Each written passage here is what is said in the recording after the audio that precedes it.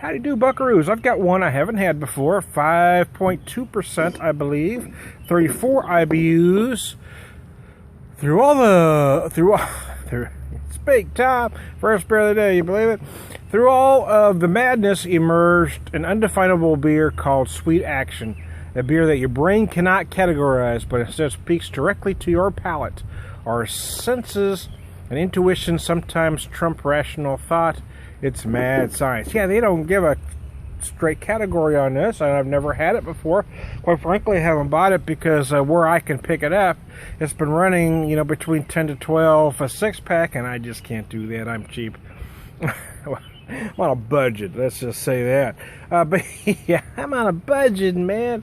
But I found it for $8.64, I believe, under $9 a six-pack. You betcha I'll give her a shot.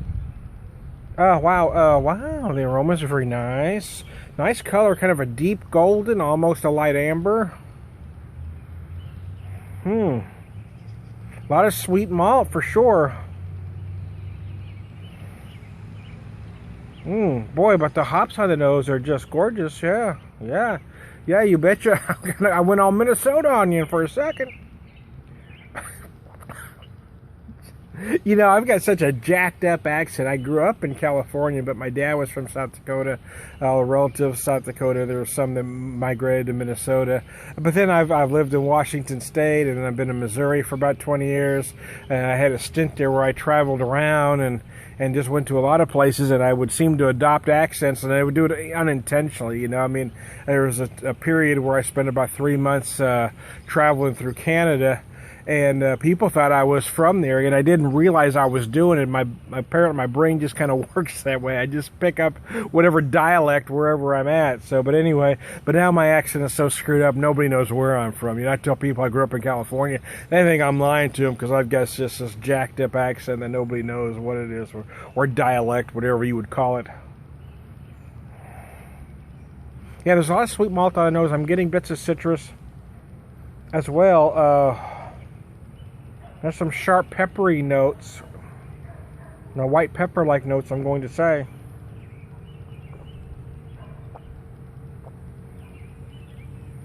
Wow, wow, they ain't kidding. Wow, I was gonna say something else, and I cleaned it up for myself right at the last minute. Wow, they ain't kidding. Wow, there's a lot of wow.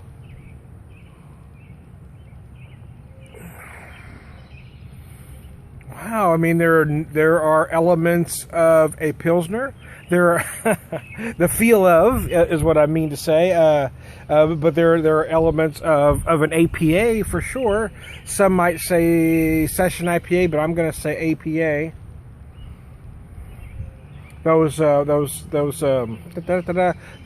The citrus notes are very APA-like, but the malt feels more like a fine Pilsner.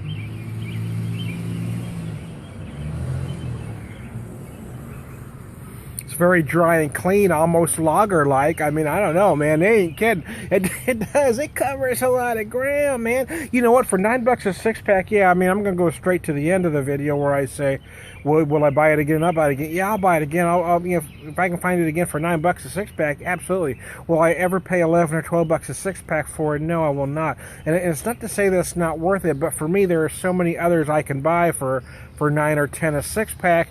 I'm not going to revisit this for 11 or 12, but I will buy it religiously at $9 a six-pack because I'm not a ticker. I'm not one that wants to buy one beer and never see it again. No, I like to enjoy things over and over again. I mean, I don't understand the ticker mentality, to be honest with you. I mean, it'd be like having a steak one time, Hey, having a chili rano one time, getting something good one time and say, no, have it and video it or write about it. Say, well, it tastes like this. I get this flavors, that flavors, and then never order it again. See, that's what the ticker mentality is, and I just don't understand it. It makes absolutely no sense to me.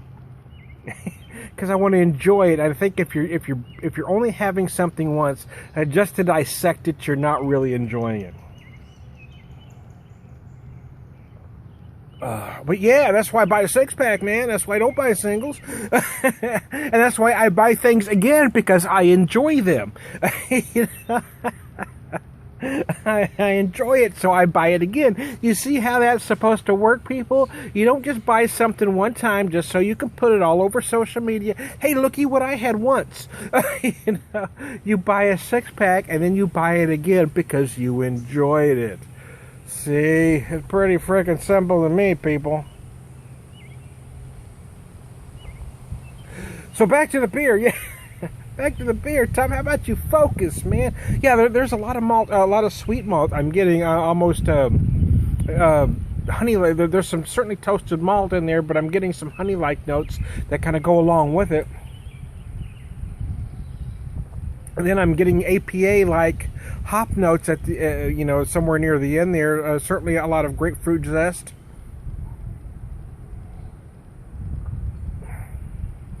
Hints of lemon as well, but then I'm getting these nice, interesting peppery like notes, almost like a, you know, like Pilsner like hop notes right at the very end, mixing with all that. There's just so much going on with this beer. For me, it's extremely enjoyable. I gotta say. I mean, it's simple and elegant, yet it's complex. I mean, it is a contradiction as the can implies. Yeah, I mean, yeah, it is simple, elegant, but yet a bit complex. It's very interesting and incredibly enjoyable and easy drinking. As you can see, that I've gone through better than half a beer in a short amount of time.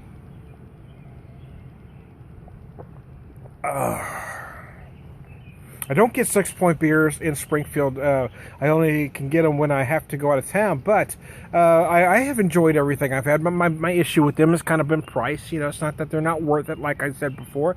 But, you know, I mean, I'm on a budget, so although this beer is great at 11 or 12 bucks a 6-pack, there are others that I can get for 9 or 10. That's where my money's going to end up most of the time. But I gotta say, I've had resin a few times, and I've had some others, and they are worth the 11, 12, the 6-pack, there is no doubt. And I will revisit those again. It's not that they're necessarily better than this beer at 11 or 12. There's just something, you know, complex that will make me want to visit resin again. But I don't buy it often. You know, I don't. In fact, I haven't bought it for a long time. But I will at some point buy it again for that price, because it is a very interesting beer with very distinct flavors. So when I want that particular flavor profile, I'll buy it. So why do I not feel the same way about this beer, might be your question. And the truth is, I actually do feel exactly the same way about this beer, but there is somewhere I found it for 9 bucks a 6-pack. So I'm not going to buy it for 11 or 12 if that gravy train at 9 a 6-pack holds up. If they keep selling that for 9 a 6-pack, by golly, I will revisit the hell out of it. I'll tell you that right now.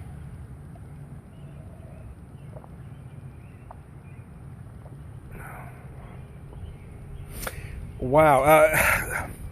See, there's a lot going on in the middle here. There really is. But then you're not necessarily surprised by the citrus. You almost expect that, but then it just dries up very clean, like a lager. It's just a very interesting, it almost has like a Kolsch-like finish. That's what I was trying to think of earlier. Excuse me, I'll scratch my nose, damn it. Outside is the, anyways, yeah, why do you go outside, Tom? I know, I just can't help it. I love being outside. I love enjoying a beer outside. Some may say it's not optimal for beer, but you know, I'm not necessarily going to disagree with any science. There's something enjoyable about having a beer outside on your patio, or relaxing outside and just enjoying a beer. Maybe it was my upbringing, you know, in California, where you could do that all the time. So when I have the opportunity to do so, I love to be doing them outside. I love to do as many videos as I can outside. So yes, I already told you. You already skipped to the end, man. We no longer care. Yeah, Sweet Action 6-Point. It is a beer we're trying. It is, you know, if you can only find it for 11 or 12 or whatever, a 6-pack in your neck of the woods, yeah, I certainly recommend trying it one time and then decide for yourself whether you want to revisit or not. And $9, it's an absolute freaking steal. I'm Tony Beer Whisperer. We'll talk to you later.